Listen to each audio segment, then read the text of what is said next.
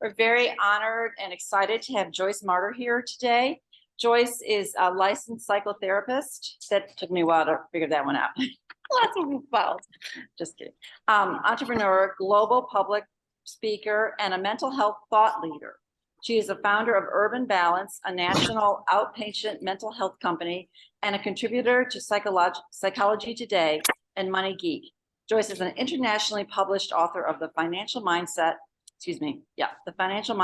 Fix, a mental fitness plan for an abundant life. And we're really excited that she's here today and that people are joining us online and in person. Thank you so much for coming. Joyce, at the end of her lecture, she will take questions.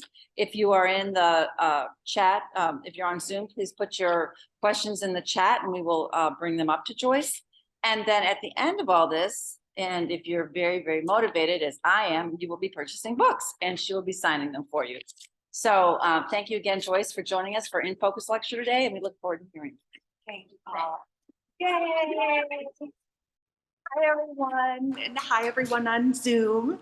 I'm very honored and excited to be with you today. And as Paula said, I've been a licensed therapist for about 25 years. I'm originally from Ohio. I went to Ohio State, and I came out here in 1994 to Evanston to attend graduate school at Northwestern. And I was really afraid. First of all, I thought that my acceptance into Northwestern was a mistake. My self-esteem was so low that I thought for sure it was some sort of admission error, because I actually applied to several graduate programs and it was the only graduate program that I was accepted to. Take that, University of Akron. So I was humbled and nervous, and I was afraid that my professors were going to see that I personally deal with an anxiety disorder. I was so afraid in class to be called on. My voice would shake, and I felt very intimidated and not confident at all. And thankfully, the professors recommended that we all seek our own personal counseling and therapy as part of our clinical training. And I found that experience to be transformative. And I cannot tell you how much I have loved my career as a therapist and counselor. It has been such a high honor to get to know people so intimately and to have them share their lives with me and their deepest experiences and emotions, and to be part of their healing and recovery, and to love them, to learn from them. And I feel like I've reaped a lot of wisdom and blessings from my amazing clients over the years. I found my work to be emotionally, relationally, spiritually, and financially rewarding. I remember on the first day of graduate school, the professor said, "Well, you certainly didn't come into this profession for the money." And I thought, uh-oh. I just signed $50,000 of student loans, and I was worried how I was going to support myself and pay them back, and had a lot of financial anxiety, which I'll share with you as we move throughout the presentation. I'll let you in on a little secret. We therapists often specialize in our own issues. So I've dealt with a lot of financial anxiety in my life, and I've worked hard to overcome it. And I'll share my story today as we move through this presentation, which is really geared for artists. So how many of you are artists here today? So most of you, and I've got some of my counseling friends here as well. So I have two sisters who are both artists and two daughters who are both artists.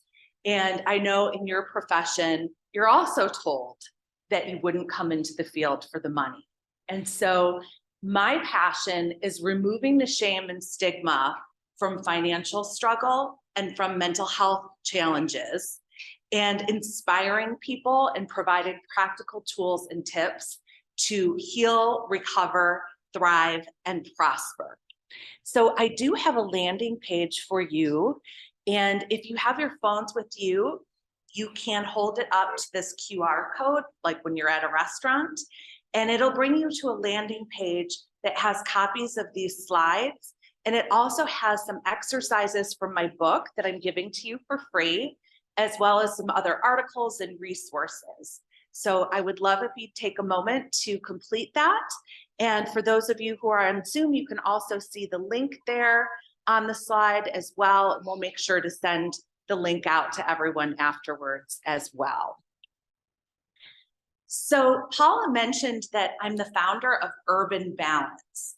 And Urban Balance is an insurance-friendly counseling practice that I started in Chicago in 2004. And I started seeing working professionals for psychotherapy.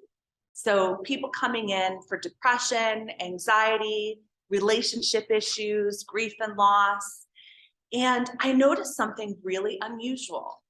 As my clients started to make progress in therapy, and it didn't matter what their presenting issue was, they started to earn more money. So client after client was coming into session telling me that they were getting raises and promotions, starting their own businesses, or starting a new side hustle. And I was like, this is really unusual, because at this point in my practice, I wasn't talking about money or even necessarily career. We were strictly mental health focused. And I thought, why is this happening? And I realized it was because in therapy or counseling, we're always working on our underlying self-worth or self-esteem. And as we heal our relationship with ourselves and we embrace our worth, we put ourselves out in the world differently, with more confidence and more assertiveness.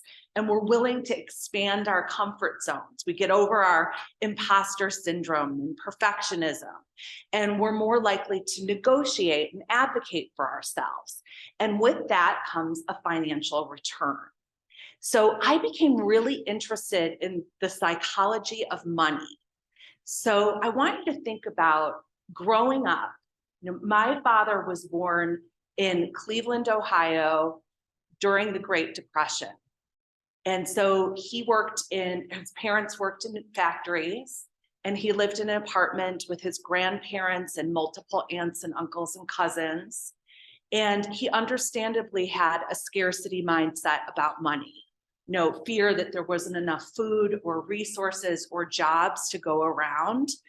And even though my dad really worked super hard, and he got his MBA and he became an executive in the automotive industry. I grew up in the Detroit area.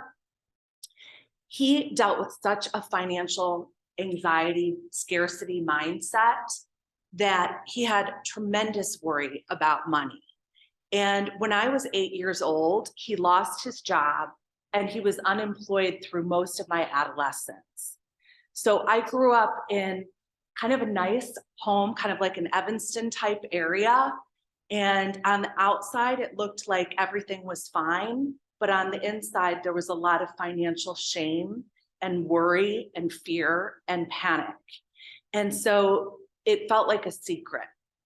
And one of the things that I've learned as a therapist is that I think we all unconsciously recreate what's familiar from our families growing up until we become aware and we choose something different.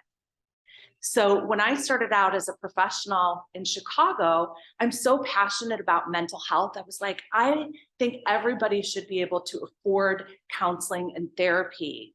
And I saw that a lot of therapists in the area charge full fee out of pocket. And like, who can afford that on a weekly basis? And so I wanted to create an insurance-friendly practice that accepted all insurance, and people could afford their $15 or $20 copay and go to therapy and counseling, because I think we all need it at different points in our lives. I think it's like going to the dentist or the doctor, and it should be a routine and preventative form of healthcare. And so I recreated that same situation that my father had, where Urban Balance grew because there was a need for it, but we ended up in cash flow hell. The bigger the practice got, the more money was outstanding in insurance. And it was okay when we were small, then it was $5,000 that was outstanding. But as it got bigger, it was hundreds of thousands of dollars outstanding. And I couldn't afford to pay my staff or my rent on time. And I'm an Evanston mom. My girls now are 17 and 20, but at this point, they were 3 and 5, 3 and 6. When I was in this extreme financial anxiety state, I had insomnia and panic attacks and tremendous shame. My staff, who I loved, was telling me that their paychecks were bouncing. People were leaving our organization. I thought I was going to have to file bankruptcy.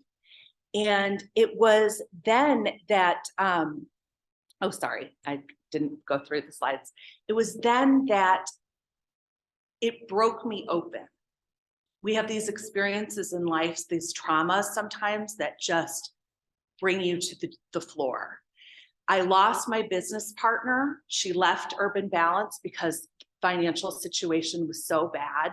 She was one of my very best friends. She just sent me an email and said, I can't take this anymore.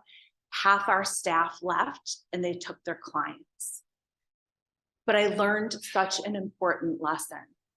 I went through a really important shift. Instead of telling my staff and the rest of the world, putting that mask of ego and saying, hey, everything's fine, I said, oh my gosh, I'm in a really scary state financially and I need help. And help came out of the woodwork. My staff was more than happy to help problem solve and to help save the business, and friends and family and even neighbors were trying to problem solve with me. And I had a neighbor say to me, Joyce, you need a business valuation. And I said, what's that? I didn't know. I'm a therapist. I'm not business trained. And he sent me to his CPA. And I remember handing over my QuickBooks file and I was crying.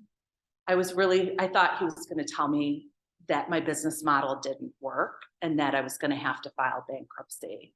And instead he called me a few days later and he said, Joyce, your business is worth money. And I was like, what are you talking about? I have hundreds of thousands of dollars of debt. I put money on my personal credit cards to pay my staff. And he said, no. He said, you truly have a cash flow problem and I can help. So I used the tools from my clinical training to save my business and transform my life. And that's what's in the book. It's really this connection between mental health and financial health. So I kind of skipped over a couple of my slides because I'm so excited to share my story with you. But I'm not the only one who noticed this connection between self-worth and net worth. Susie Orman, the best-selling financial author and advisor, said that she said, I'm not a psychiatrist or a mental health professional, but I do know that your net worth will only rise, how does she say it? Rise to meet your self-worth if your self-worth rises to accept what can be yours. So this is this idea that, and I've seen it, I've lived it. We set our own ceilings with self-limiting beliefs. My first job out of graduate school, the average starting salary for a therapist was $18,000 a year. This was in 1994.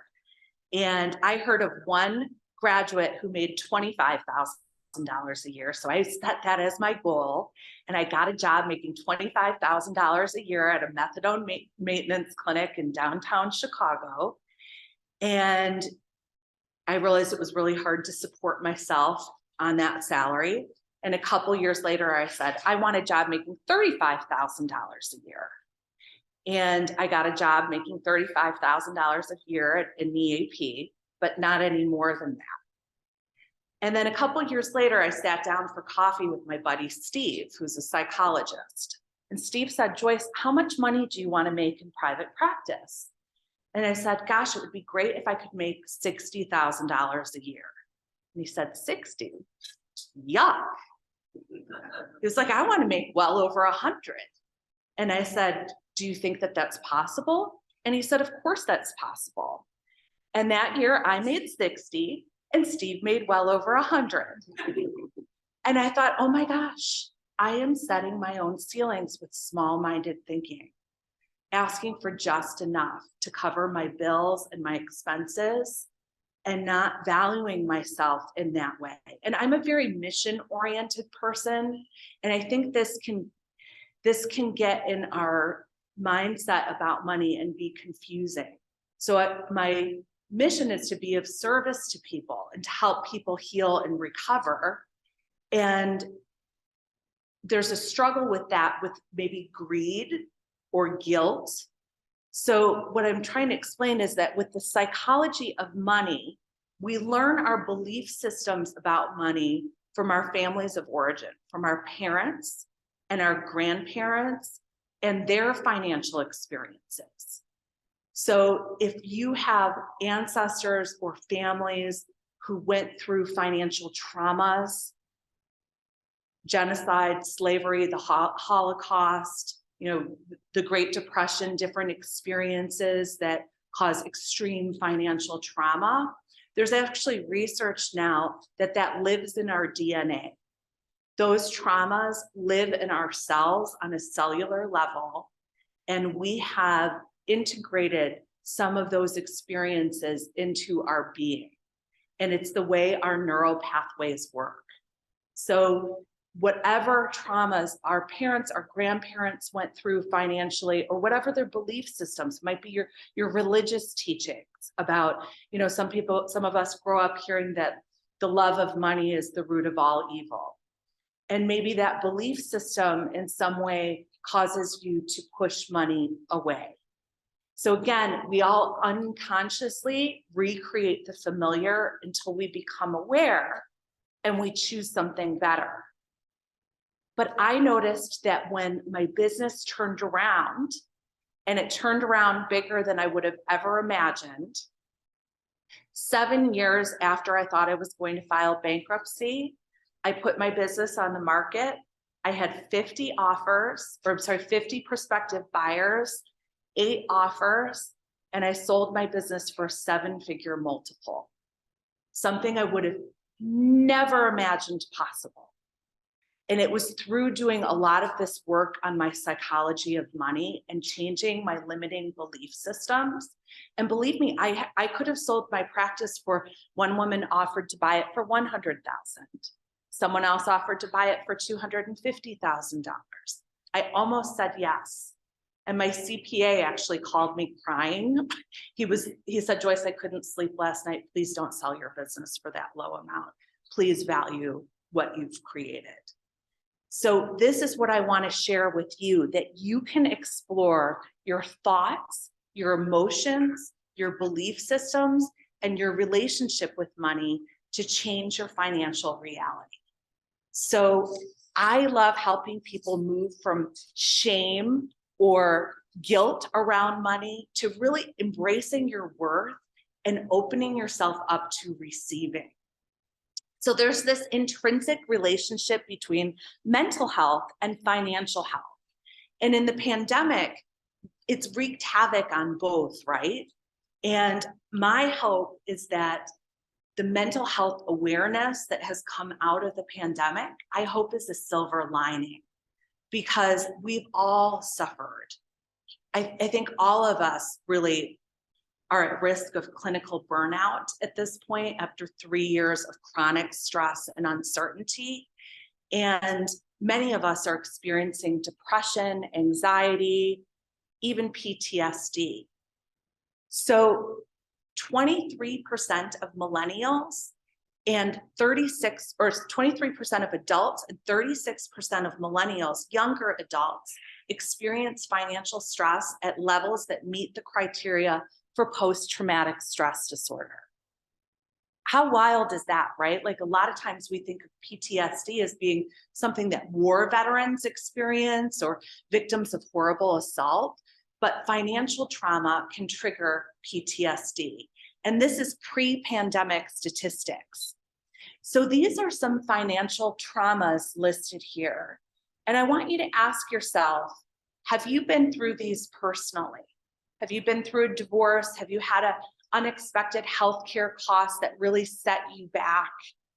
Have you gone through unemployment? Or again, have your parents or your ancestors been through these types of financial traumas? And how has that impacted your feelings and your relationship with money. Money is like flow, it's energy, right? It's like the breath or like love. It goes in and it goes out, and there's ebb and there's flow. And we don't want to become miserly and hoard and kind of hang on to it. And we don't want to make all of it go away. So it's about managing that flow. My own therapist said to me when I was going through my financial difficulties, she said, Joyce, what do you think of when I say the word money? And I said, I think of stress. Money is stressful. And she said, well, then no wonder you make it all go away. And so I had to reprogram my belief that money is a resource, and one of which I'm deserving. And you know what? When my business was stronger, when you have more, you can help more. I was able to provide more jobs, provide more internships, and the interns were able to offer pro bono and sliding fee counseling. And the organization grew to an army of over 100 therapists in 6 different states. So when we have more, we can help more. We can volunteer, we can be philanthropists, we can advocate for social justice. You know, some of my friends here who are counselors, we've known each other through our work with the American Counseling Association and the Illinois Counseling Association, advocating for social justice, for the elderly, for veterans, for the poor, and for mental health services to be accessible to all. So I want you to think about, what are you unconsciously recreating in your own financial life or in your personal life? You know, do you keep working for the same kind of boss, the same narcissistic boss, or do you keep dating the same type of person? We create these themes and patterns until we become aware and we choose something different. So after 25 years of seeing clients, and I've had the opportunity to work with people from all different walks of life, I've identified 12 mindsets that I believe lead to holistic success. And the research supports that each of these 12 mindsets is empirically supported to improve mental health and financial health. And we're going to chat through them briefly today. So they include presence, detachment, resilience, self-love, support, positivity, resilience, and abundance, and more. So an abundant mindset is the opposite of a scarcity mindset. So I mentioned my dad had a scarcity mindset because of growing up during the Great Depression. The pandemic triggered scarcity mindset for many of us. So think about the toilet paper experience. People were hoarding, and we became fearful and competitive over resources. An abundant mindset is the belief that there's more than enough for all of us, and we can be collaborative. We can problem solve together. We can be open and creative and innovative. And when we work together, there's more than enough to go around. So we also want to work on our self-awareness. So part of improving your financial mindset and improving your mental health is doing some introspection. So whether it's personal counseling or a self-help program, or a program like what's in my book, or some coaching, becoming aware of your own blinders and your own blocks to receiving more money. So we all have defense mechanisms like denial or rationalization or intellectualization that we use around money. Financial denial was a big one for me, and I think it is for many people. We can be financially avoidant, and we might not know what our debt is, or we might not know what interest we're paying on our credit cards or our mortgages. That's all part of financial denial. Financial rationalization is when you make excuses. You know, you say, oh, well, I overspent on this or that, but this was going on in my life, and we make excuses. So doing that work to really possess more self-awareness and ask yourself, are you unconsciously self-sabotaging yourself? Are you robbing yourself of having greater financial prosperity? So I love to help people move from the states of being on the left to the states of being on the right. So moving from blame to responsibility, moving from passivity to action, moving from being financially illiterate to being financially literate. So, being informed about how to manage money and how to manage your personal finances. This is a silly slide. One of my clients came into a session and she said, Joyce, I had an epiphany. And I said, what? She said, it's my mother that is making me buy ugly shoes. And I said, what are you talking about? And she said, my mother was so cheap and so frugal that she drilled into us not to spend a lot of money on clothes or shoes or material possessions. And even though my client was successful, she had a closet filled with ugly shoes. And her 10-year-old daughter said, Mom, why do you have so many ugly shoes? And you must spend a lot of money on all these shoes.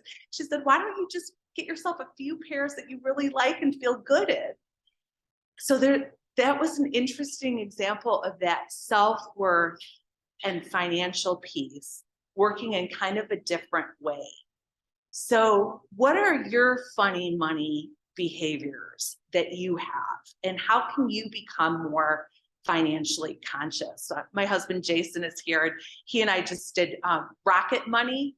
Have any of you ever used that app? It's a financial app that's kind of new. At first, honestly, I thought it was kind of a scam because you have to upload all your banking institutions and credit cards and everything, but it lets you know in real time, like what your net worth is and how much, what your bills are that are coming up. And it runs these reports. And we found out we were spending $500 a year on Hulu because we had 3 different accounts.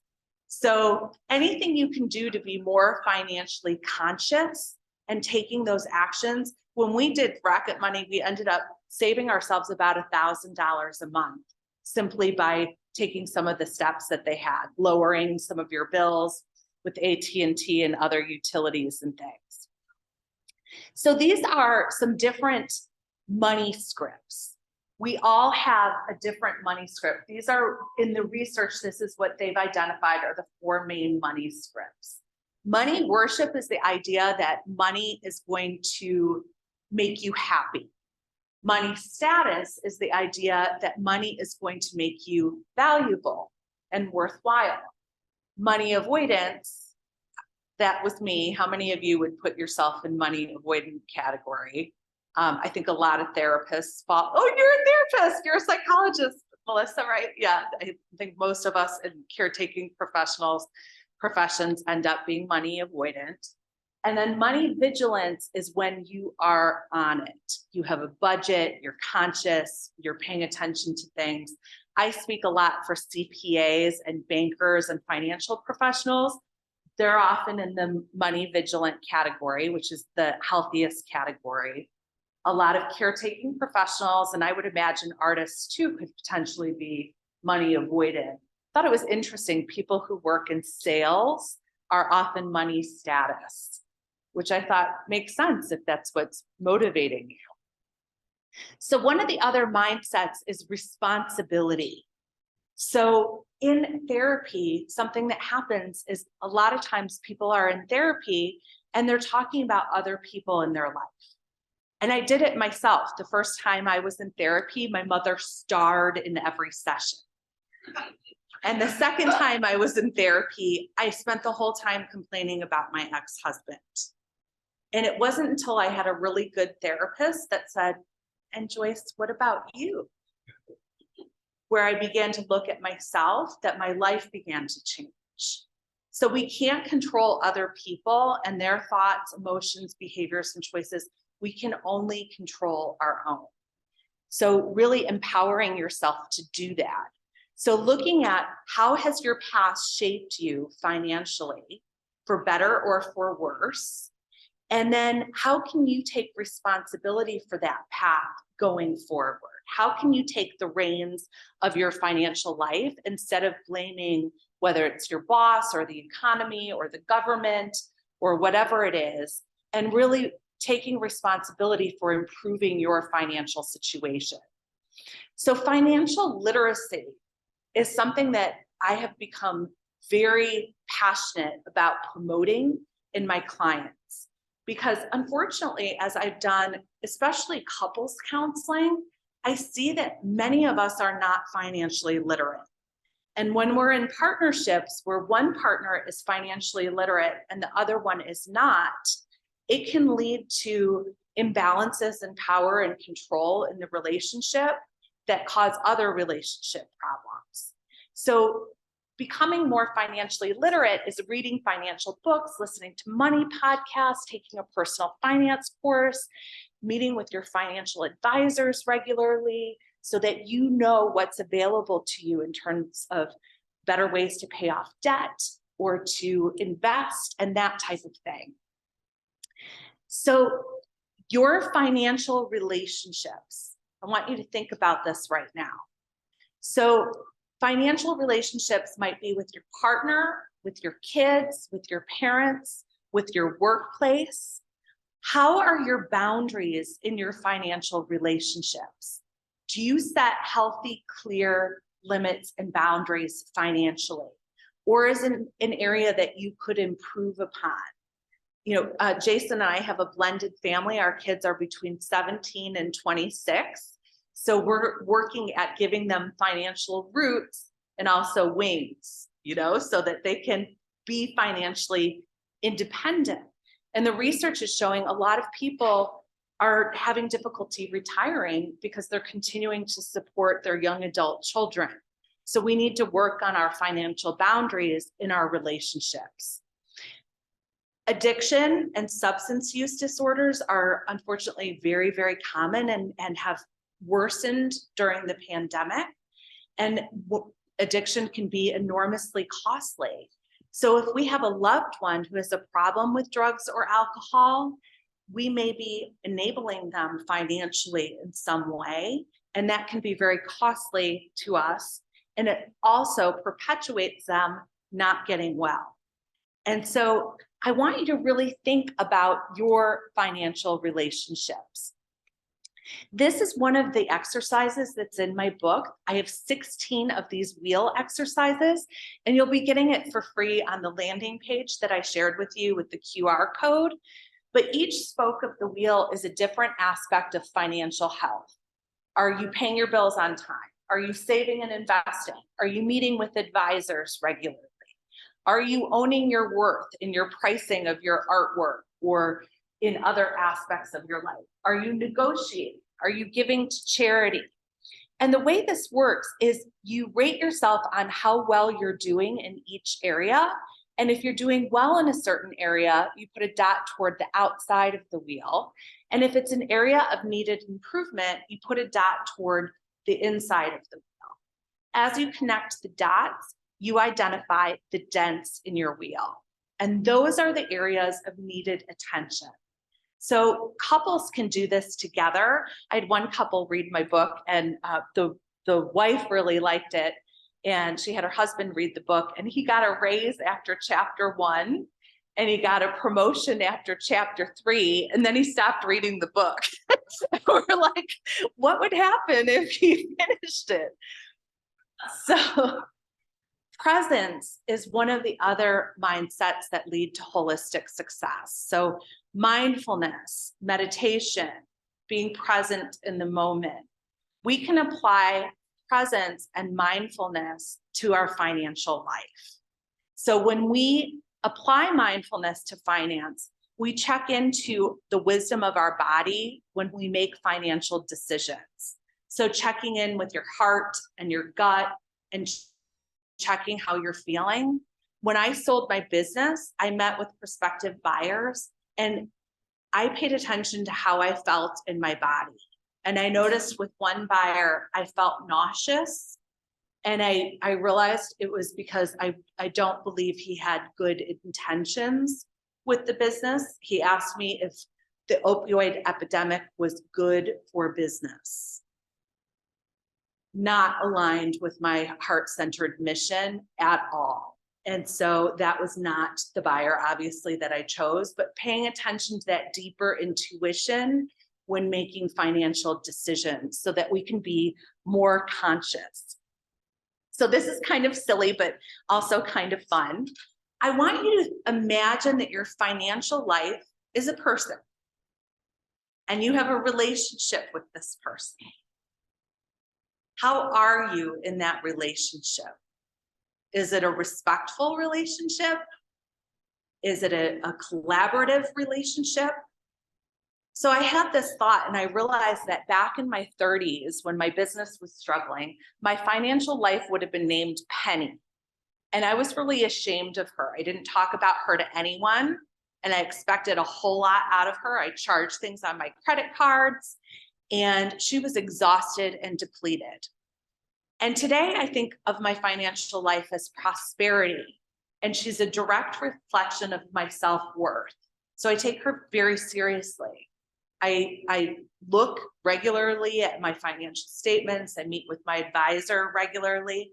I know I'm an overspender, so I've set up checks and balances.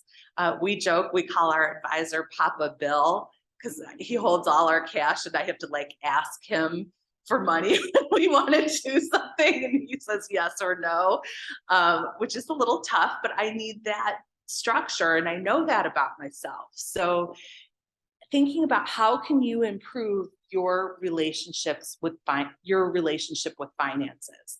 My best friend Sherilyn, who's a therapist also, was listening to my audiobook. She said, Joyce, my financial life is named Sally. She said she's wildly impractical and loves to decorate and travel and shop and have lots of fun. And she said, but she can't sleep at night because she's worried about her bills. So she's working on working the program to hang on to more of her cash. Another one of the mindsets is essence. So we all have egos as part of the human condition, our mind's understanding of ourselves. And if you believe we're mind, body, and spirit, our essence is our soul. Our essence is our deeper, higher self. And on a soul level, we are all innately worthy. And it's our minds that get us confused and have us think small. So it's in our ego that imposter syndrome lives, that perfectionism lives, that our inner critic, that negative voice in our head that puts us down. Those are all aspects of ego. So those mindfulness practices like meditation, deep breathing, and yoga can help you to detach from ego and better connect that inner light. I own several of Fran Joy's pieces. Fran is a beloved friend of mine, and I love Fran's work. I'm going on a little tangent here because your work to me is very soulful and spiritual. And when I look at it, I connect with my essence. And to me, your work reflects empowerment and resilience and strength and hope and light and love and trust instead of fear and doubt and competition and negativity, all the ego stuff. So working on that separation is so important.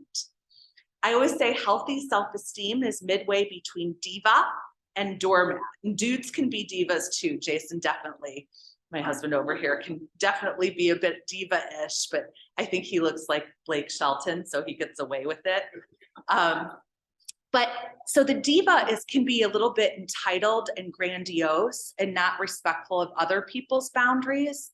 And the doormat is not respectful of his or her own boundaries, including financially. And healthy self-esteem is in the middle, where we respect ourselves and we respect others, and we communicate in a way that's assertive, that's clear and boundaried, including financially. So I remember one of my first, I never finished my story about Steve, who I met with for coffee when he said he wanted to make over 100,000 and he made it that year. Steve went on to win Shark Tank and be on Oprah's Favorite Things. He's bought and sold several other companies. And so I really changed my mindset after that conversation with him. And I said, okay, I don't want to make $60,000 a year anymore. I want to make $250,000 a year, or I want this amount or that amount. And I listened to Louise Hay's Receiving Prosperity. It's a audio book from the 80s. I listened to it over and over and over again, changing my financial mindset. And the crazy thing, and you might not even believe this, but I said, as I was listening to that, I said, I want $2 million. This was when I thought I was going to file bankruptcy. Yes. Yes, her name is Louise Hay, and it's an audio book. It's called Receiving Prosperity. It's one of my favorites. I also like Jen Sincero's You Are a Badass at Making Money. It's super funny. Those are my two favorite. I also like Rachel Rogers' We Should All Be Millionaires. Those are my three favorite money books. But I said, I want $2 million. And this was when I was in about $600,000 of debt. And that's when my CPA said, Joyce, your business is valued at $2 million. And my business partner had just left. She just walked away from it. So she was looking at the debt and the lack. We all can do that. We can all miss these financial opportunities. So we're all beggars sitting on a golden bench. Like, I could have sold Urban Balance, or I could have walked away. I could have closed the doors and never reaped that reward. In fact, after I sold it, I wrote some articles on LinkedIn about how to sell a counseling practice. And I had a man from Australia contact me, and he said, I had a practice with 80 therapists under me, and I just retired and gave it away. He said, I had no idea I could have sold it. So what are you sitting on that you haven't cashed in? My clients have business ideas, screenplays, art that they've created that they've never showed anyone, poems that they've written, ideas that they have, inventions. Like, what have you not put out there? My favorite thing as a therapist is mirroring back to my clients everything that is beautiful and special and amazing and brilliant about them, and empowering them to align that with a need in the world and to the greatest extent possible. And when we do that, we reap a financial return. So I want you to own your worth. I love Michelle Obama says, am I good enough? Yes, I am. That's from her book, Becoming, which is so fantastic. Self-love and your relationship with yourself is one of the most important aspects of your relationship with money. So how you value yourself and how you respect your boundaries impacts your financial reality. And you have to care enough about yourself to welcome the life that you deserve. You have to believe in yourself, and you have to advocate for yourself fiercely with fierce self-love. So it's turning down the volume of that inner saboteur. I call mine Zelda. She's a total pain in the ass. And instead replacing that negative voice with a voice of compassion, of self-advocacy and self-care. So this is another wheel exercise that's on the landing page, and I would love for you to complete this when you get home tonight, or do it with your family or your partner or with your colleagues at work. This measures how well you're taking care of yourself. So some of the spokes have to do with health, like nutrition, exercise, hydration. Some are psychological, like self-compassion, self-forgiveness, self-affirmation. And some are lifestyle, like, are you moderating your substance use? Are you having work-life balance? And just like the other wheel, you assess how well you're doing in each category, and you connect the dots and identify your dents in the wheel.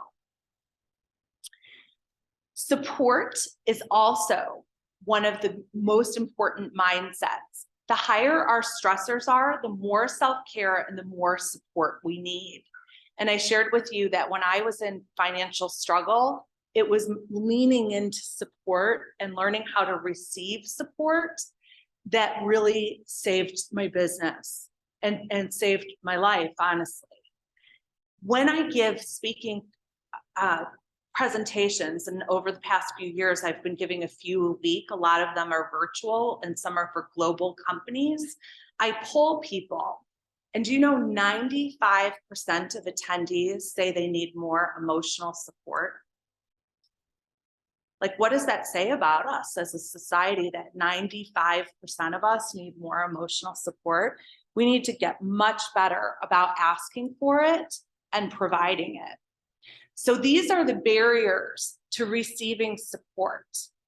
And the reason this is important is that when we resist support, we also resist the flow of money coming into us.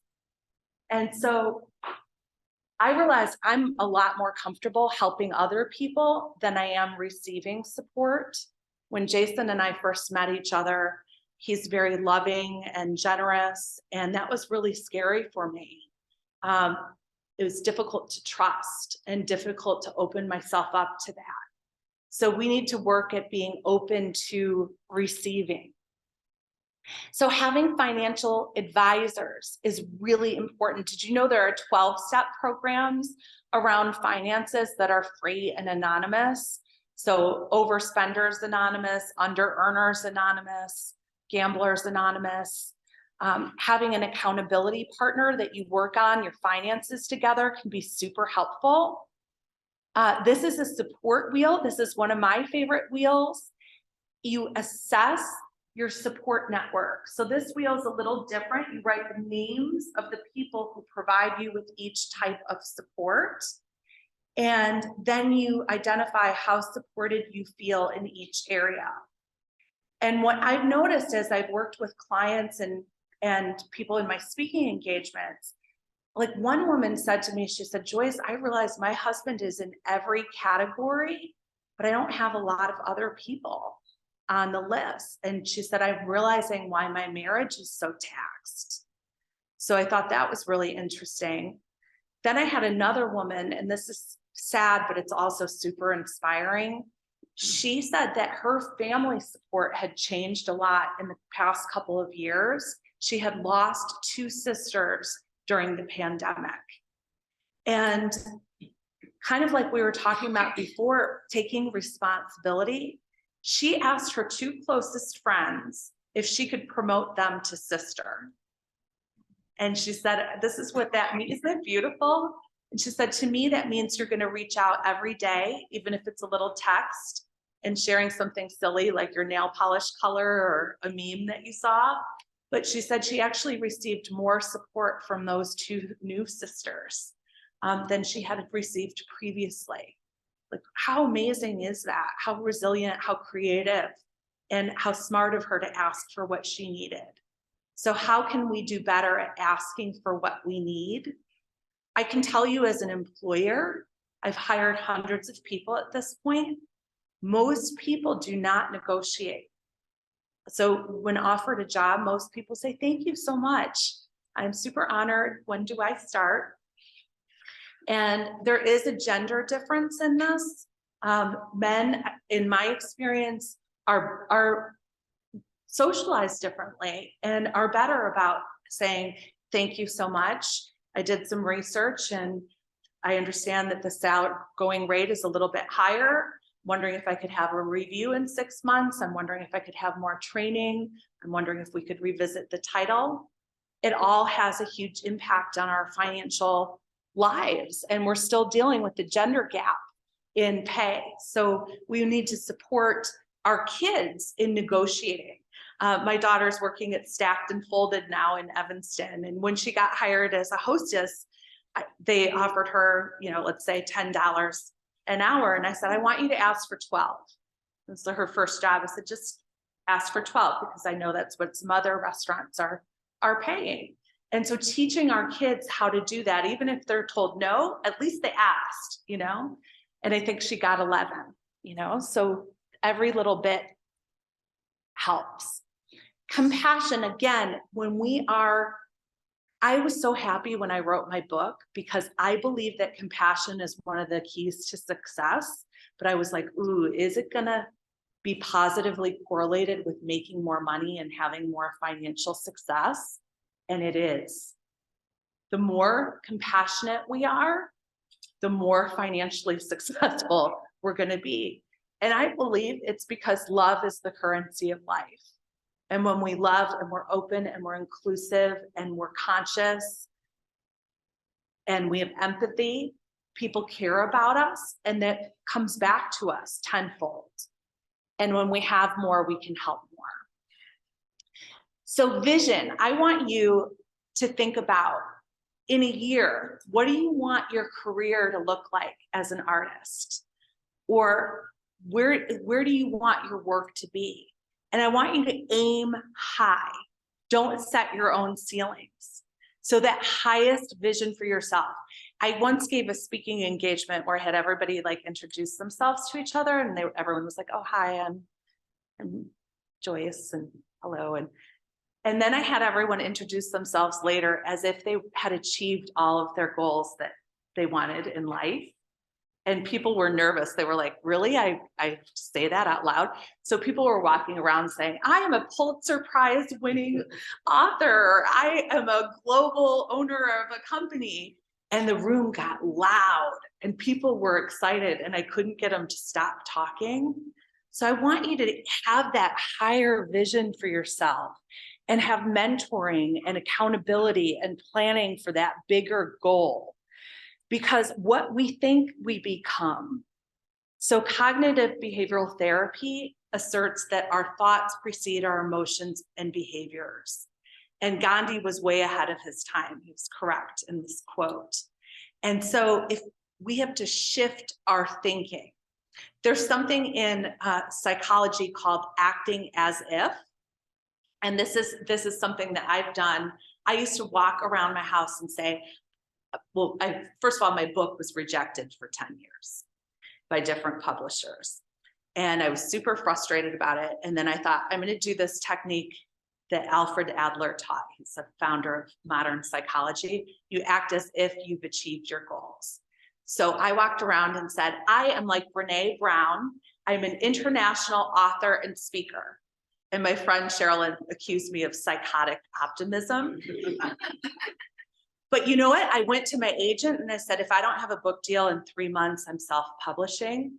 And she got me the publisher of Brene Brown. Isn't that amazing? Yay!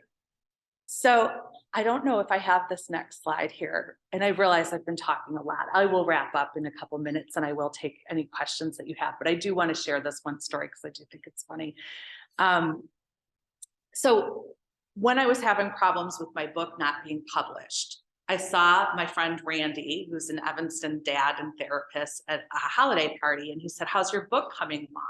And I said, oh, Randy, not very good. It's like, I've totally put it on the back burner. I'm just very depressed about it. And he said, oh man, you need to talk to my monk. And I said, your monk? And he said, yeah, my Buddhist monk. And I thought, well, I can take all the help I can get. So I made an appointment with Randy's monk. He was not the Tibetan looking monk that I was expecting. He lived in Highland Park. And he had was a regular guy in a black t-shirt and jeans. And when I met him, I realized he was one of the most brilliant people I'd ever met. He was talking about where science meets spirituality and making all these diagrams and stuff. And so he asked me what my problem was, and I told him why my book wasn't being published. And he said, I have your answer. And I was so excited. And then he handed me a piece of paper, and I hope I have it on this slide. Yes, the piece of paper said this. I was actually kind of mad. I was like, are you being serious right now? And he said, I am being serious. He said, weaken the fiction. Weaken the fiction, all this BS that you're telling yourself about your book, all of these excuses, and get out of your own way. And so that's what I did when I started acting as if, and I still do that. It's changing your language from I can't to I can, instead of I don't, I do. And keeping that, those affirmations positive and negotiating. The first time I had an out-of-state speaking engagement, I didn't know what to charge. And so I asked my buddy Ross, what he charges for an out-of-state speaking engagement. He told me his amount, and it was way higher than I was normally comfortable asking for, but I thought, I'm gonna try this. So I said that amount, and the company said, no problem, where do we send your check? And I called Ross and I was like, oh my gosh, I can't believe I'm getting paid that much money to speak for 45 minutes. And he said, 45 minutes? I gave you my full day rate.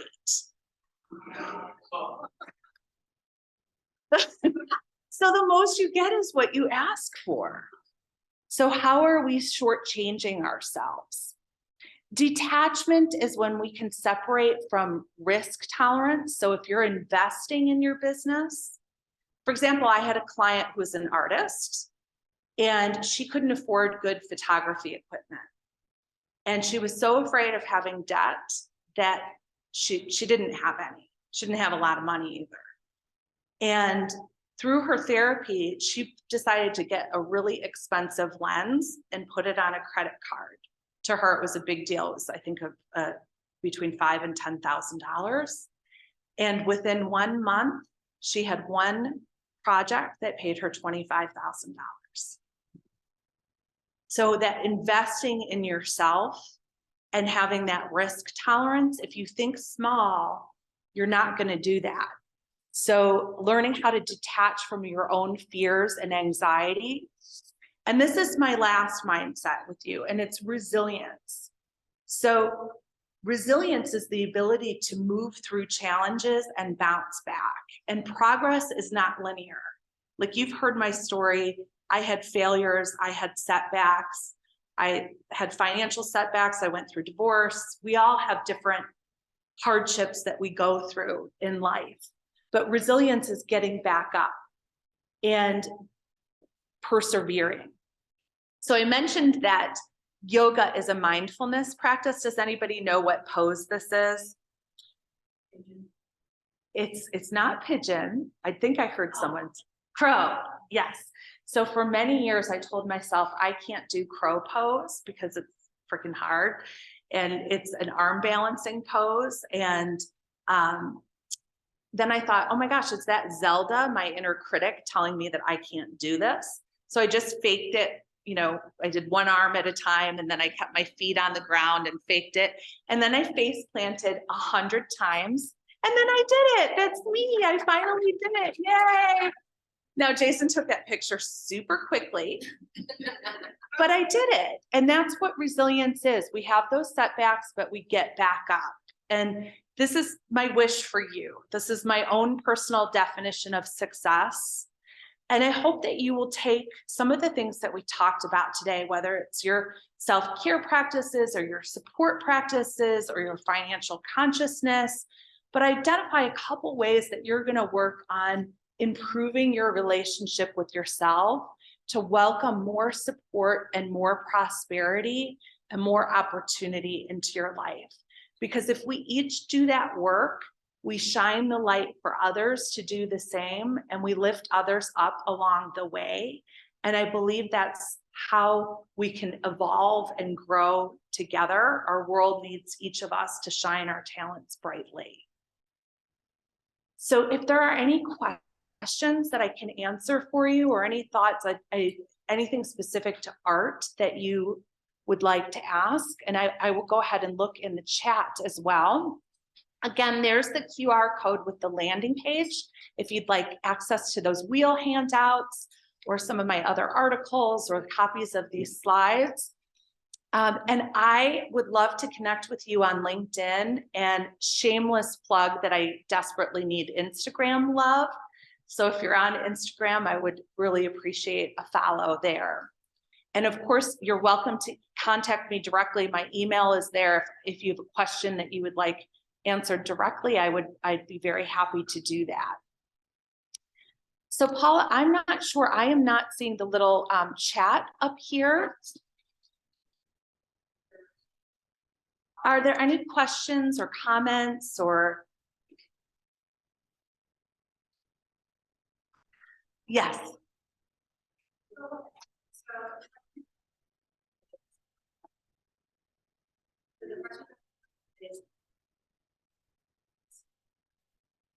as an industrial psychologist. What would you recommend in terms of as I work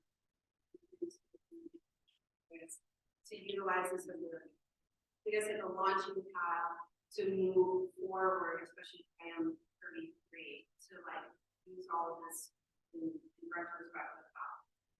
Well, that's a huge question, but I think some of the things are creating that big vision for yourself. Like, what is your greatest goal?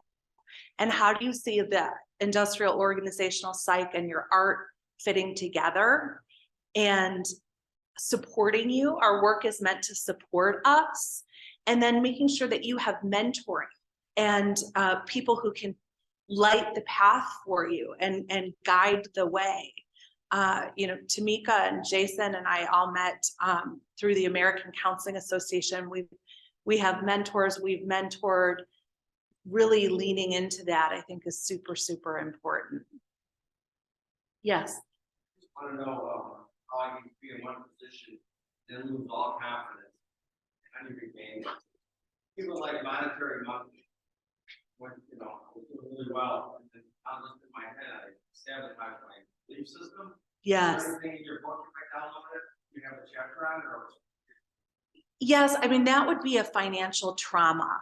Yeah, I have. And so then you have, when we have a trauma, the way they do it in therapy is they tell you to think about the worst part of that trauma, like the image of whatever scene that is that was the most difficult for you, and then ask yourself, what was the negative belief that I had about myself? And it's actually that belief that is what needs to change. Started in 2008, 11 buildings I gave back. Try to recoup that. Yes, and you're not alone. 2008 was a nightmare financially for so many people. And so it's a whole process. Yes, I think a lot of the chapters would help you. Self-compassion, self-forgiveness, and also knowing like you've been successful and you can do it again. I serve on a panel of therapists who've had successful private practices, and the common denominator is that we all had a huge failure at some point. That is absolutely the main common thread, but we got back up. Cut that tape of rewinding that failure and go forward. I know this sounds really simple, but in cognitive behavioral therapy, there's something called thought stopping. And so it's your mind goes there, literally say to yourself loudly, stop. Like that is not helpful, stop. And then reroute to something positive. Usually gratitude helps. Like what's going well now? What did you do well today? And rerouting your thinking, because when we play those old tapes, it just spirals us down. It fuels depression. And I'm so sorry that you went through that. And I have confidence you'll rebuild. Malika, did you have a? Well, I'm a nonprofit organization here, so when you don't want to go nonprofit, you just want to run a business, make money, but then people want to offer what you do for free. So then it's what do you do? Or how do you make it? That can be really challenging. And it's, I know you're a marketer and a branding person. So it's about owning your worth and differentiating yourself of that all that you provide has value. And there's a book that I love called Profit First for anyone who has their own business. I wish I had it years ago. And it's about paying yourself first. And then working your overhead after that so that you don't overextend on your overhead. But having those financial boundaries, because people who aren't charging obviously aren't going to be successful, or that's not sustainable. And I do offer coaching. So for anyone who is interested in that, I love supporting people in problem solving as well. So happy to be a resource if anybody is interested in that. Yes. If I forward your information to the CEO of Chicago, Berkshire Hathaway, and set up an event, get your card. Yes, please. How beneficial conservation works. Thank you. I would be very honored. Thank you. Any introductions, I'd be super appreciative. Yes, thank you. Yes. Ben, yes. What's the shift that you did? So you sold your practice and did what? So I sold my practice in 2017 with the idea, the reason I sold it was I was unhappy being a CEO. It was crushing responsibility. And I wanted to sort of secure my nest egg and free myself to do the speaking that I love to do and the writing that I love to do and to have more work-life balance. And so I'm super excited. My book is coming out next month in China, in Taiwanese, and in the month after that in Korea. And I want to write more books. So I'm continuing to expand that thinking. And I think artists are creative people that have lots of different parts. And I would say I have a lot of different parts too. And I've been a therapist for a long time, but I like teaching. I like speaking. I like writing. And so being able to do new things helps me avoid being burnt out. That makes sense. Did that answer? Anything else? Yes. I am a therapist, but I live with artists and know a lot of them. And I'm really curious about what it is. I mean, the artist persona just doesn't connect with marketing themselves or making money. And I'm wondering what your observation is about that. Yeah, I mean, I think that we all have our different strengths and deficits, and maybe there's some reason for that. And that's when sometimes we need somebody else to market us, who's going to value us. Like, for example, I have a speakers bureau, and Nancy from the speakers bureau will say my rate that's much higher than I would ever say myself. And Nancy can get that because it's easier to brag about someone else than to stand up for yourself. So sometimes outsourcing it can be helpful, but we all have to be careful not to shortchange ourselves. I remember when I first started in private practice, I was so excited to have clients that I would take sliding fee clients. And one woman, I told her she could pay me $20 a session. She was like, "That's awesome. I'm going to come twice a week."